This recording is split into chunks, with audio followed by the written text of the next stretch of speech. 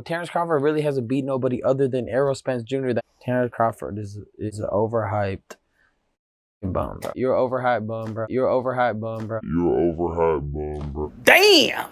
Terence Bud Crawford, an overhyped bum. Damn. Ryan Garcia went in. Pause. Overhyped bum. Ladies and gentlemen, y'all already know that Terence Bud Crawford is the 4th Division World Champion, 2th Division Undisputed. He is one of the greats of this era. He's going to be a first ballot Hall of Famer. But I'm going to tell you like this. I think that his greatness has been over-exaggerated, though. Not his accomplishments, but in terms of his resume, I mean, in my opinion, it's not a first ballot, first tier resume, if you understand what I'm trying to say. It's not a first tier, probably not a second tier Hall of Fame resume. He's a Hall of Fame fighter, Hall of Fame accomplishments, still a Hall of Fame resume, but not the first or second tier like a Floyd Mayweather, like a Oscar de la Hoya. You know what I'm saying? Like Muhammad Ali, like Roberto Duran. You know what I'm saying? Like Sugar Ray Leonard. Those are first tier Hall of Fame resume. Now, Terence Bud Crawford, he beat Errol Spence. Errol Spence at the time was in his prime. Errol Spence at the time was the number 1 welterweight, right?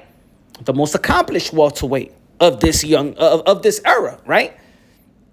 But I think that Bud Crawford, I could say this. I don't agree with Ryan Garcia, but I do believe that his greatness is over-exaggerated.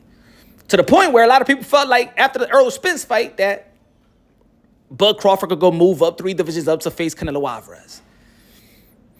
I think that has mind effed the people as well. People that believe that Terence Bud Crawford beating Errol Spence made you believe that he could compete with the arguably the best resume, probably the best resume, and not arguably. I think that Canelo Alvarez got the best resume of this young generation. See, Canelo Alvarez got first tier Hall of Fame resume as well.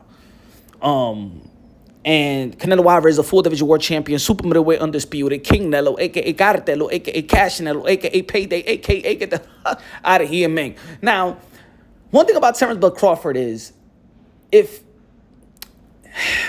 Terence Bud Crawford is never going to have his era, and that's what I mean over exaggerating resume. Like I remember, Roy Jones Jr. was pound for pound the best fighter in the decade. We already know that Oscar de la Hoya had his era, the cash cow with the sport of boxing. We understand that Canelo Alvarez, this is his era. Floyd Mayweather had his era. You know what I'm saying? In collaboration with Manny Pacquiao, with 8th Division World Champion, 5-time lineal, 12-time World Champion, the ambassador, the senator, the humanitarian, the greatest karaoke singer of them all, the GOAT, Manny Pacquiao. Muhammad Ali had his era. Mike Tyson had his era. Sugar Ray Leonard had his era. You feel me? Terence Bud Crawford, in my opinion, he lands in the second-tier superstar like Bernard Hopkins, Shane Mosley. You feel me? Like the second-tier superstar, like not necessarily the Miguel Cotto, right?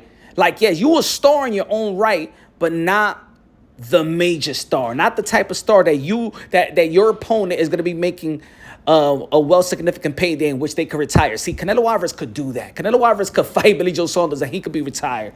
See, Canelo Alvarez could fight Caleb Plant and Caleb Plant could make $10 to $12 million. But in terms of Bud Crawford giving somebody retirement money or retirement, I don't think that he could do that. You feel me? So I don't agree with Ryan Garcia, but I do believe that Terence Bud Crawford has an over-exaggerated resume. The good news is that I do believe that Terence Bud Crawford could enhance his legacy even more if he does fight the several fighters in the 154-pound division. And let's say Jerome Boots and his feet move up to the 154-pound division. And this is why I was talking about a potential fight with him and Teofimo Lopez, because Teofimo Lopez has the best resume and the best accomplishment in anybody in Bud Crawford's resume. See, a lot of people was like, oh, no, that's not a good fight. Bud Crawford will knock out Teofimo Lopez. That's not the point. Is that what Terence Bud Crawford actually does need is names in his resume and highly accomplished fighters in his resume in their prime and things of that nature. You feel me? Yes, Terence Crawford versus a Tio, versus a Virgil Ortiz, versus a Fundura, versus a Jamel Charlo, who is a fellow undisputed as well in the division that he's campaigning right now. Tim Tszyu, these young fighters in their prime, you know what I'm saying? I think that would be a good win for his legacy while they're in their prime, right? I like an Erickson Lubin. Hey, move up to the middleweight division. Says you know how to. Says you want to go up. How about Jamal Charlo, who's a two division champion and stuff like that. Hey, maybe Janabek. Even though his resume is iffy, now forget about that. Scratch Janabek. But he could keep enhancing his legacy. One of the great fights that I like, and a lot of people ain't talking about it. Y'all already know that Danny Swift Garcia got one of the best resume of this generation. Matter of fact, I believe that Ryan Garcia got a better resume. Had a better resume, you know what I'm saying, before the Earl Spence fight, but I do believe that Danny Swift Garcia had a better resume than Bud Crawford in a 140-pound division. He's going to be fighting Lara. You know what I'm saying? Accomplished fighter in his own right as well. Good, skillful fighter. Danny Swift Garcia versus Lara. I'm hoping that Danny Swift Garcia could beat Lara because I do believe that I still want to see Terence Bud Crawford versus his amateur rivalry, Danny Swift Garcia. Now, Danny Swift Garcia beats Lara. He becomes the middleweight champion. And then Terence Bud Crawford could fight Danny Swift Garcia, his rivalry, and highly accomplished. It will be two guys going into the Hall of Fame because if Danny Swift Garcia does beat Lara, he's a bona fide first ballot Hall of Fame, in my opinion, with his accomplishment, his resume, and things of that nature. Then you will have Terence Bud Crawford going up to the middleweight division, an opportunity for him to become a 5-division world champion, time Floyd Mayweather, and then we're talking about first tier, going into the first tier, passing the second tier Hall of Fame resume. You feel me? They'll both be around the same age. Both of them going to be going to the Hall of Fame, and both of them will be champion at that time.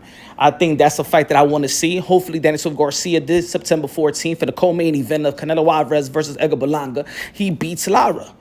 But I think that Terence Bud Crawford could enhance his resume, his Hall of Fame resume. He's let me say it again, Hall of Fame fighter, first ballot Hall of Famer, one of the greats of this era, but his resume doesn't pop out like that. And that's why Ryan Garcia is saying, who else did he beat in his recent interview? Who else did he beat other than Earl Spence? Like the biggest fight, think about it, the biggest fight, really, the biggest win will probably be Gamboa.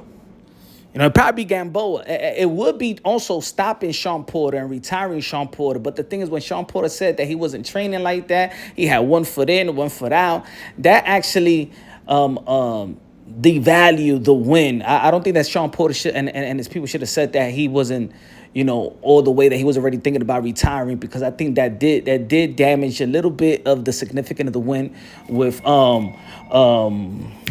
Sean Porter. But it is what it is, man. Let me know what y'all think. Subscribe to the channel, smash the like button. Love you, God bless, and on to the next.